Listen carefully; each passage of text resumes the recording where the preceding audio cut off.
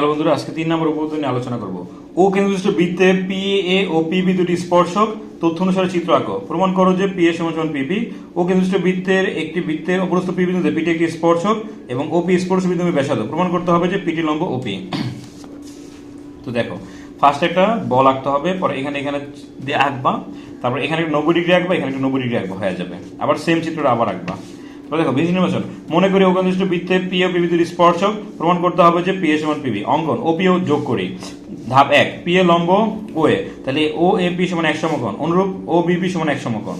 তাহলে ত্রিভুজ ও A P এবং ত্রিভুজ ও বিপি এ, ও এ সমান ওবি, ওপি সমান ওপি, কোণ ও এ পি সমান ও বিপি। তাহলে ত্রিভুজ ও এ পি সর্বসমান ত্রিভুজ ও বিপি, আর পি এ সমান সমান পিবি।